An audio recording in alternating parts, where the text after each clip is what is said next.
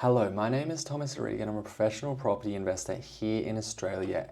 Me and my wife have 20x'd our property portfolio's equity position in the last 4 years. Today, what I wanted to speak to you guys about, is why strategically, for the most part, the best way to build and buy investment properties, the best way to build an investment portfolio as a couple is to get the finance for the properties independently, individually, on your own.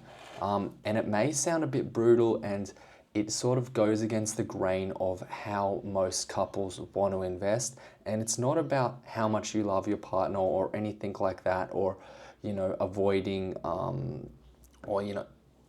none of that stuff, okay? It's just about strategically building wealth, having freedom, and having options when it comes to building a property portfolio. Now, for me and my wife, at least, the reason, and I think most people as well, the reason the reason we are building and buying and investing in property portfolios, so we have more freedoms in life. So we have financial freedom for one, and then all the other freedoms that you can get with financial freedom, whether that's more holidays, more free time, etc., etc., time for the family, freedom to do the things you want, all that sort of stuff. Now, I'm going to start with one that might be relevant for a few people that are not super into investing, but they're more interested in building or just buying a home to live in. Now, I think a lot of people in Australia, at least my grandparents and my parents' generation, the way they built wealth was through their home. A lot of Australians built their wealth through investing in their own home. What they usually do is they buy a home, they upgrade it, they renovate it, whatever they do, and they go on and they buy a bigger home or a better home in a better location. And then they just keep on doing that, rinse and repeat. And then ultimately they retire and they're quite wealthy, and they're holding quite a lot of their wealth in their home. Now, I just wanted to point out a strategic investment view on this, or route on this, would be to understand that, yes, the reason why you're able to build so much wealth in your home as your principal place of residence is because you get a capital gains tax exemption when you sell your home. So if you're selling an investment property, you have to pay high capital gains tax. So they're taxing into all the profits you're making. But if it's your own home, and this is different from other countries in the world, that's why it works so good in Australia. In Australia, if you sell your own home and it's not an investment property by the ATO's standards, you don't have to pay capital gains. Now, I'll just point out at this point, me and my wife, I think I said this already, but me and my wife purchase and build our property portfolios separately in terms of financing. Like, we are together as a couple. Strategically, we make decisions together, but from the financing viewpoint, we're doing it separately for flexibility. Now, I will just give you one example here relating to a principal place of residence. Now, if you were to purchase a principal place of residence as a couple, and that's how you finance it as a couple, and you're both on the title of the property, then that is the only property that you can get a capital gains exemption on for the time that you are living in it. Now, I'm not going to get into all the tax about the principal place of residence, but think about this for a second. What if instead of you both purchasing that home, what if your wife was the only one that purchased your dream home? And then that would free up you, or whichever way you did it, that would free up your wife to purchase their own principal place of residence. Now, what's the actual point in this? Now, as I said at the start, you get a capital gains exemption if it's your principal place of residence. So what happens if you both have a principal place of residence? They're both growing in value by a high rate, say 8% per year.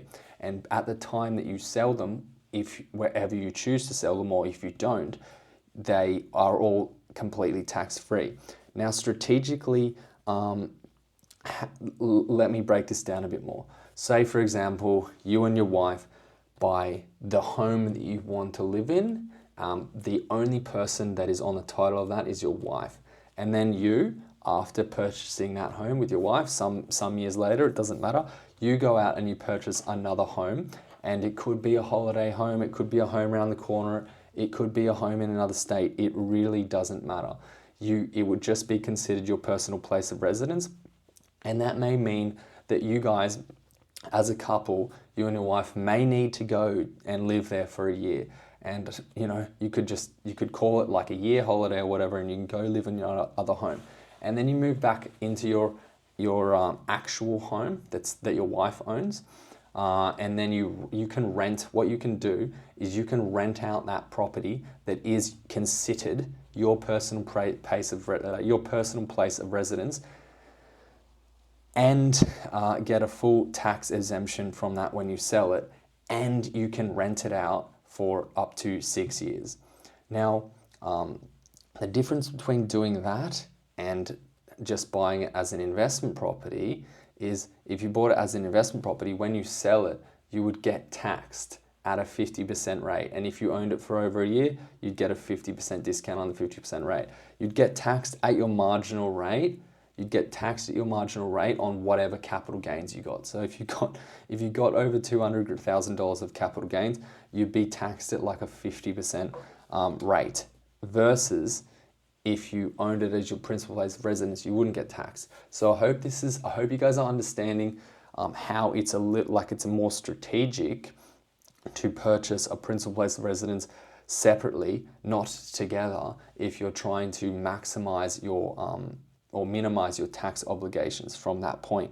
Now, another one, as I said at the start, a lot of Australians buy their home, they flip it, and that's how they make money. But the hard thing about that is you buying a home and flipping it. Like, you never really have a home. Like your home is your business, and it's always a renovation site. Sometimes it's not that nice to go to. So what if, as I said at the start, your wife owned your home, the place that you and your wife and your family call home. You live there, but you are buying a property.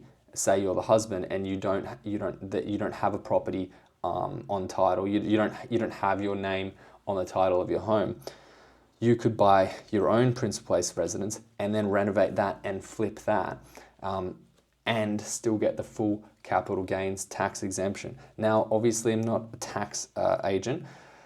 You have to go and speak to a tax agent about that, but I can tell you that's definitely possible. That's definitely around. Whereas if you did it together with your wife, you guys would never have like a place to call home. You would be simultaneously like working and living in a construction site for a time, and then once you sell it, you would have to go find another home to live in, and so on and so forth. Okay, but in a more strategic route, if your wife always owned a principal place of residence, always owned the home, you would always at every point have a place to call home and go to. Now, let's move over to, obviously I'm an investor, so let's move over to a more investment strategic route, and something that me and my wife have used. Now, when it comes to financing a property, if you're buying in a hot market, what you want to do, and if you understand market cycles, if you understand how investment markets work, property prices boom, they go flat, and the market goes down and up and all that. I'm not going to get into it right now. I've done other videos on that. But basically, when the market is just before it booms, you want to be buying as much property as you possibly can. And if you and your wife are both trying to buy property together, as in you both want to be on the title of each and every property you buy, it's going to actually slow down the process of buying and refinancing. Okay? Whereas if you were independently buying properties at the same time, you could effectively buy properties twice as fast. Okay? You could effectively both buy a property on the same day, you could both refinance the property on the same day, and you could move through that market a lot quicker. Now, that is how me and my wife have built our property portfolio so quickly, and that's how we've got so much growth in our property, because we did it like that. Now, I just want to make another point in terms of strategically buying investment properties separately.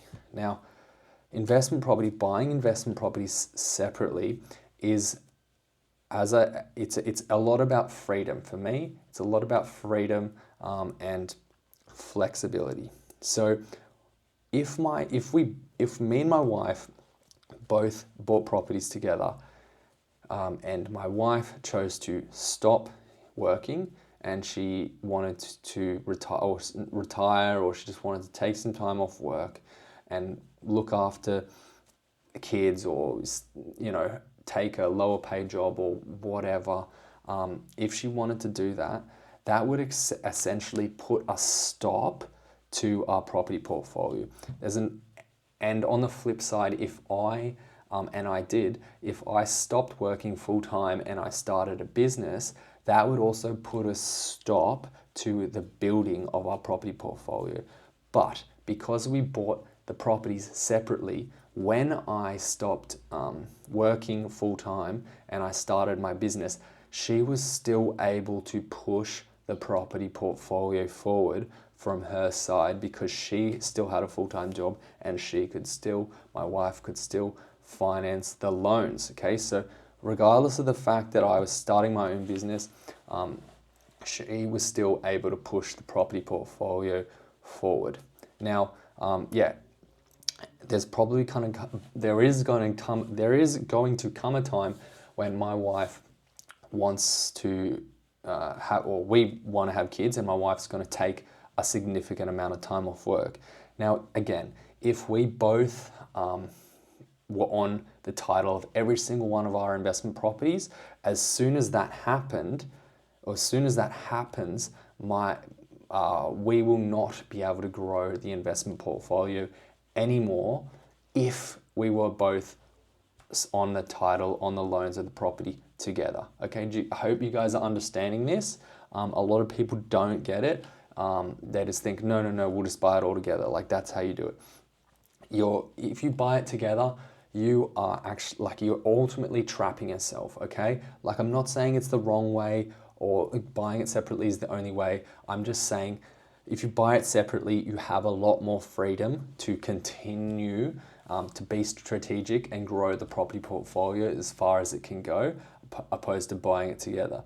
Now, again, as I said, when my wife stops, we have kids, she stops working, she will not be working, and that's a whole lot of income that we would have been able to service more debt, we would have been able to service more loan with and grow the property portfolio. The banks are going to say, okay, we can't as a couple, we can't service any more debt, we can't build any more property portfolios because you both had incomes and now half of it's gone. So that's the end of the road for you guys trying to build property portfolios. So that's it, guys. Hopefully this makes sense, and I was able to help you think about how to be more strategic about building wealth in property. See ya, bye.